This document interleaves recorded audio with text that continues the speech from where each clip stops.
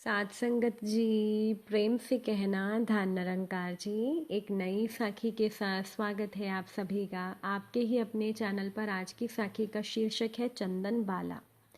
चलिए सुनते हैं आज की ये साखी। साध संगत जी, एक बार महावीर स्वामी जी ने कठोरतम अभिग्रह किया।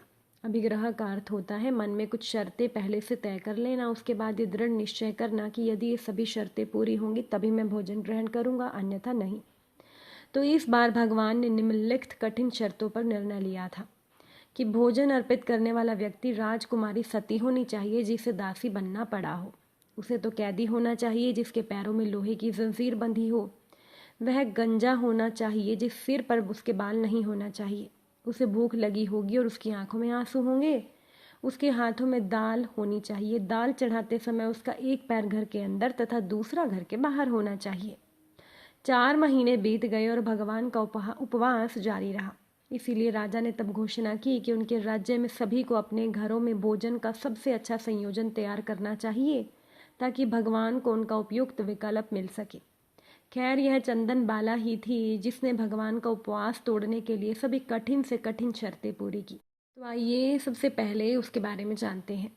चंपा नगरी में वसुमती नाम की एक छोटी राजकुमारी रहती थी। वह राजा दधिवाहन और रानी धारिणी की पुत्री थी।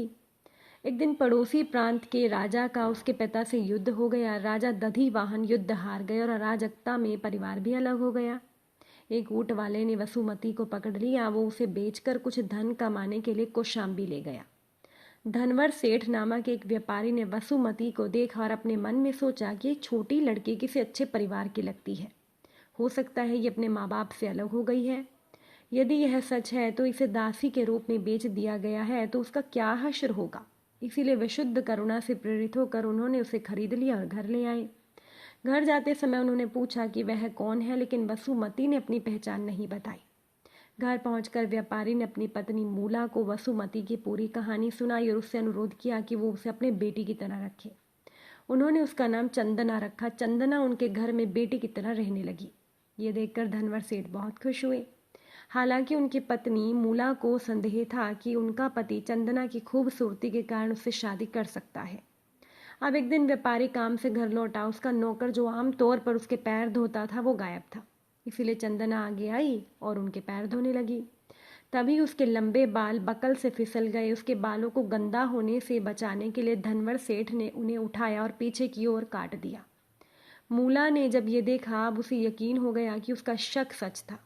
इसीलिए कुछ दिनों के बाद जब उसका पति शहर से बाहर गया हुआ था, उसने चंदना के सारे बाल काटने के लिए एक नाई को बुलाया और मूला ने उसे गंजा कर दिया।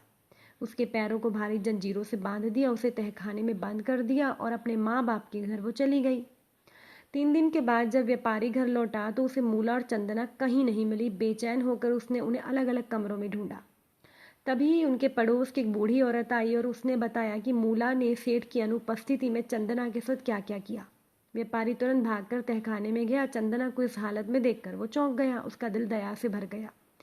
वह रसोई में भागा, लेकिन उसे केवल कुछ सूखी दालें मिली। उसने उन्हें चंदना को दे दिया और कहा, मेरी बेटी, तुमने पिछले 3 दिनों से कुछ नहीं खाया है, कृपया इसे खा लो।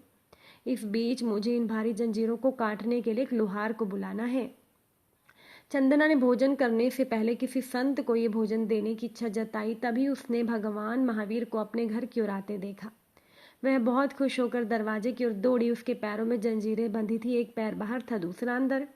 लेकिन कुछ ही देर में महावीर स्वामी लौट आए, क्योंकि उनकी आंखों में आंसू की एक शर्त अभी भी पूरी नहीं हुई थी। भगवान को वापस जाता देख चंदना हैरान रह गई। भगवान को भोजन ना परोस पाने का उसे बहुत अफसोस हुआ और उसकी आंखों से ढेरों आंसू बह निकले। इसी बीच भगवान ने थोड़ा पीछे मुड़कर देखा और आंसू देखे। देखकर भगवान वापस आए, दाल स्वीकार की और उन्होंने अपना 5 महीने और 25 दिन पुराना उपवास तोड़ा। दूसरी ओर देवताओं ने चंदना की लोहे की जंजीरें तोड़ दी और उसे सोने की पायल, आभूषण, लंबे बाल और कपड़े पहना दिए। चंदना ये सारे बदलाव देखकर हैरान रह गई। उसने पूरे दिल से खुद को भगवान के चरणों में समर्पित कर दिया और राजा को जैसे ही ये खबर मिली, वो अपने परिवार और मंत्रियों के साथ इस स्थान पर पहुंचे। एक मंत्री ने चंदना को पहचान लिया और उसने राजा से उसका परिचय करवाया कि यह वसुमती है, चंपा की राजकुमारी और राजा दधिवाहन और रानी धारिणी की बेटी। राजा शैतानिक और रानी मृगावती उसे अपने महल में ले गए। उसे तब तक साथ रखा जब तक वो भगवान से दीक्षा लेने में सक्षम नहीं हो गई। साथ संगत जी, अगर आज की ये साखी आप सभी को अच्छी लगी हो, वीडियो को लाइक शेयर ज़रूर करिएगा। आप सभी से फिर मुलाकात होगी नई साखी नए विचारों के साथ। साथ संगत जी, प्यार से कहना धन निरंकार जी।